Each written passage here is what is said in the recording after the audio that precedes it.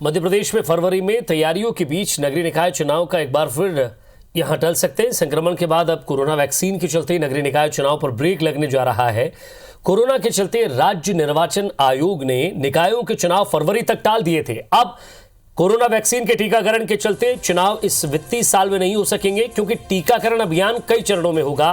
साथ ही इस अभियान में दूसरे विभागों के साथ नगरीय निकाय और प्रशासनिक अफसरों की अहम जिम्मेदारी रहेगी। ऐसे में वैक्सीनेशन होने तक चुनाव टाले जाएंगे।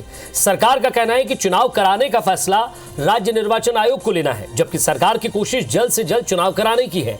वहीं कांग्रेस का कहना है कि जब प्रदेश में 28 सीटों पर उपचुनाव हो सकते हैं तो नगरीय निकाय चुनाव क्यों नहीं हो सकते।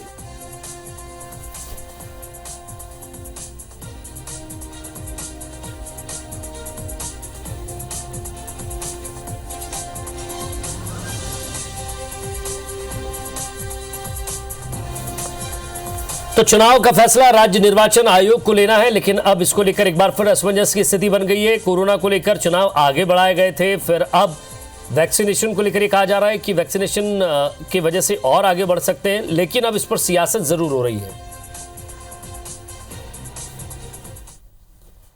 देखिए, चुनाव का निर्णय करना माननीय मुख्यमंत्री और परिस्थितियों पे, कोरोना के प्रभाव पे डिपेंड करेगा। जो कंपल्सरी था उपचुनाव वो हो गए।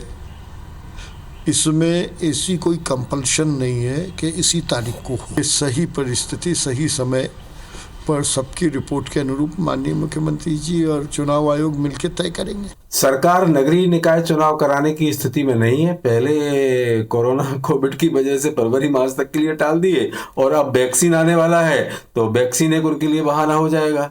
तो कुल मिलाकर के जनता इनको आईना दिखा चुकी है और सरकार अब जनता को फेस करने की स्थिति में कतई नहीं है, और नगरीय निकाय चुनाव लगता है इस वर्ष वो करा ही नहीं सकेंगे। और ज्यादा बातचीत के लिए हमारे संवाददाता राकेश चतुर्वेदी हमारे साथ जुड़ गए। राकेश, मामला चुनाव का है तो सियासत भी दोनों तरफ से हो रही है, और स्वाभाविक सी बात है कि ये फैसला चुनाव आयोग को लेना है। तो राज्य चुनाव आयोग जब भी फैसला लेगा तब बात होगी। हालांकि सरकार से और विपक्ष से दोनों से जरूर पूछा जाएगा और स्थिति को भी देखा जाएगा कि वैक्सीनेशन की क्या स्थिति रहेगी, कोरोना नियंत्रण में रहा है कि नहीं रहा है, आगे क्या करना है। लेकिन बयानबाजी दोनों तरफ से हो रही है। बिल्कुल विजय, बयानबाजी का दौर जारी है, लेकिन हम पूरे समीकरणों को समझे तो ये तय है कि नगरीय निकाय चुनाव, जो कि अब ये अंदेशा लगाया जा रहा था, जिसकी तैयारियां भी शुरू हो चुकी थी कि पहले दिसंबर में और दिसंबर के बाद जो तारीख बढ़ाई गई फरवरी के अंत में चुनाव होंगे। लेकिन अब हम कह सकते हैं कि अब जो चुनाव है इस वित्तीय वर्ष में नहीं होने जा रहा है, यानी मार्च, अप्रैल और मई जून के बाद ही अब चुनाव हो सकेंगे। इस बात के संकेत हैं अभी मिल चुके हैं, और इस पूरे मामले को लेकर जिस तरह से सियासत जरूर गर्म है, क्योंकि बीजेपी का साफ तौर पर यह कहना है कि संबंध में जो फैसला लेंगे मुख्यमंत्री से लेकर राज्य निर्वाचन आयोग है वो फैसला लेंगे। और सरकार क्या चुनाव कराने की तैयारी में कंडीशन में रहेगी, क्या निर्वाचन आयोग जो सरकार से पूछेगा कि क्या जो तमाम अफसर हैं वो तैयार हैं, तो साफ तौर पर सरकार का यही जवाब होगा कि फिलहाल मध्य प्रदेश में कोरोना वैक्सीन का जो वैक्सीनेशन होना है और अंतिम व्यक्ति तक ये वैक्सीनेशन होना है। ऐसे में फिलहाल जो है सरकार सहमति नहीं देगी। लेकिन हम कांग्रेस की ओर से बात करें तो कांग्रेस की ओर से लगातार ये निशाना साधा जा रहा है कि जैसे ही बीजेपी सत्ता में आई, बीजेपी के वो तमाम कार्यक्रम, वो तमाम चुनाव जो जरूरी हैं वो हो रहे हैं, लेकिन जो जनता के लिए जरूरी है उनको सरकार लगातार टाल रही है। और जैसे हम देख पा रहे हैं कि जो नगरीय निकाय चुनाव की आगे बढ़ेंगे तो उसको लेकर कांग्रेस ने निशाना साधा है, और कांग्रेस का ये तर्क है कि चूंकि अब उपचुनाव के बाद बीजेपी जनता से सामना करने की स्थिति में नहीं है, जनता से सामना नहीं कर पा रही, और यही कारण है कि चुनाव लगातार टालने के और जो है जतन किए जा रहे हैं, प्रयास किए जा रहे हैं। फिलहाल हम बात कर रहे हैं राज्य निर्वाचन आयोग का। पक्ष दोनों से पूछ लेता हूं। दीपक विजयवर्गीय जी हमारे साथ जुड़े, बीजेपी नेता, वरिष्ठ नेता बीजेपी के, साथ ही साथ कांग्रेस से वरिष्ठ नेता हमारे साथ नरेंद्र सलूजा जी जुड़े हुए हैं। दोनों से हम बातचीत करते हैं। सबसे पहले सलूजा साहब मैं आपके पास आता हूं। एक बार फिर से चुनाव आगे बढ़ाने की बात हो रही है।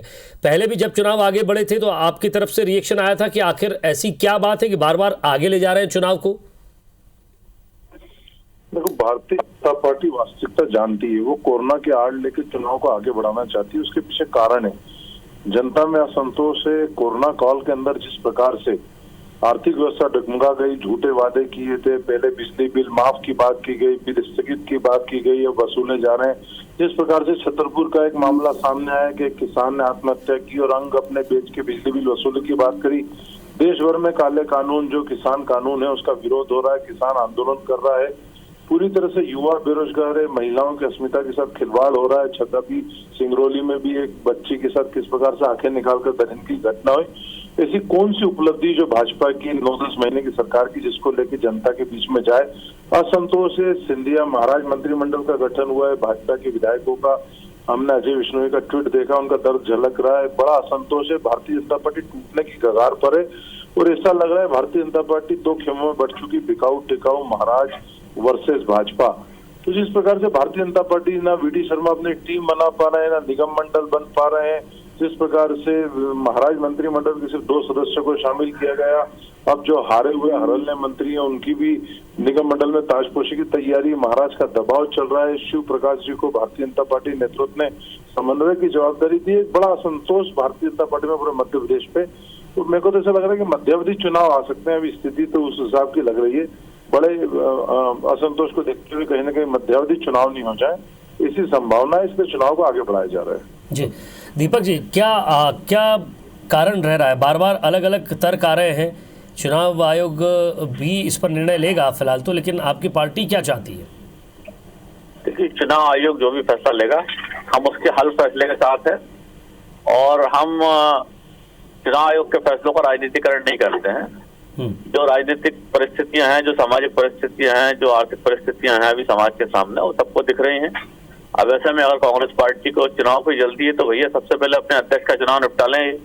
अपना अध्यक्ष जो पार्टी पिछले 1 साल से नहीं चुन पाई है, वो चुनाव का रोना रो रहे हैं और दुनिया भर के दावे कर रहे हैं। ये बड़ी अजीब सी बात है। वीडी शर्मा जी नंद कुमार चौहान की टीम से काम चला रहे हैं, 2016 की टीम से काम चला रहे हैं। ये अपनी टीम नहीं बना पा रहे हैं, मंत्रियों को प्रभार नहीं दे पा रहे हैं।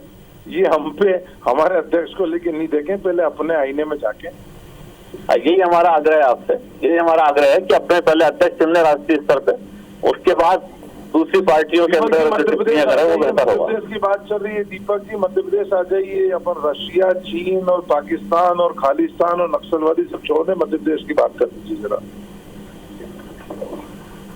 दीपक जी, एक सवाल ये भी तो है कि जब उपचुनाव हो सकते हैं तो निकाय चुनाव में ऐसी कोई प्रॉब्लम नहीं है। 28 सीटों पर चुनाव करवाए हैं निर्वाचन आयोग ने, तो मैं समझता हूं कि निकाय चुनाव भी हो सकते हैं। देखिए, ऐसा है कि पिछले एक पखवाड़े में जो नया कोविड-19 का नया स्ट्रेन आया है, उससे दुनिया भर में दहशत बढ़ी है और उसका आकलन करना बाकी क्या स्थितियां रहने वाली हैं अगले 1 महीने 1.5 महीने में। और मैं समझता हूँ चुनाव आयोग में सारी स्थितियों का आकलन लेंगे। अच्छी बात होगी अगर वहाँ कोई स्थितियां ना बिगड़े, और अगर स्थितियां नहीं बिगड़ेंगी, बेहतर होंगी, तो निश्चित तौर पर बहुत जल्दी चुनाव होंगे। दीपक जी ने शायद शिवराज जी का कल का बयान भी सुना है। कोरोना को लेकर स्थिति नियंत्रण में, कोरोना पे नियंत्रण पा लिया गया है। कोविड सेंटर, केयर सेंटर इसलिए बंद कर दिए गए। कोरोना के 2 चेहरे हैं भाजपा के। जब उनको चुनाव स्थगित करना हो तो कोरोना डरोना भयावह हो जाता है। जब कोरोना से उनको विपक्ष को चुनाव को आगे बढ़ाना हो, चुनाव को रोकना हो, विपक्ष के कार्यक्रम रोकना हो, तो नियंत्रण में हो जाता है। कल ही शिवराज जी ने नियंत्रण में बताया है। और कोरोना के कारण विधानसभा का सत्र कैंसिल हुआ, चुनाव आगे बढ़े। और शिवराज जी कोविड सेंटर कल बंद कर रहे हैं, बोल रहे हैं मध्य प्रदेश में कोरोना नियंत्रण में। अब दीपक विजयवर्गीय जी को शिवराज जी का कल वो वीडियो सुनना चाहिए। यदि उनके पास उपलब्ध नहीं हो तो मैं भेज दूंगा। दीपक जी जवाब दीजिएगा। मेरा इतना ही आग्रह है नरेंद्र सलूजा जी से कि मैंने जो कुछ कहा है उसको एक बार फिर से सुन लें। कि नया जो स्ट्रेन है कोविड-19 का, इससे दुनिया भर में दहशत है और जब तक स्थितियां साफ नहीं होती हैं तब तक चुनाव आयोग कोई फैसला नहीं ले सकता है। तो हम समझते हैं कि बेहतर हो कि इस स्ट्रेन से हिंदुस्तान में कोई नुकसान ना हो और अगले 1-1.5 महीने में स्थितियां सुधरे। तो जैसे दीपक जी, आपकी आवाज नहीं आ पा रही है। हमारी आवाज मिल रही है आपको? अच्छा, लगता है संपर्क टूट गया उनसे। सलूजा साहब, एक लास्ट रिएक्शन आपसे मैं चाहूंगा। क्या लग रहा है, क्या कारण है, क्या वाकई कोरोना को मजबूत कारण मानती है सरकार, या फिर चुनाव आयोग भी इस पर कोई फैसला लेगा, समझेगा इसे? सलूजा जी, मेरी आवाज मिल रही है आपको? शायद लगता है दोनों से हमारा संपर्क टूट गया है। चलिए खबरों में आगे बढ़ेंगे।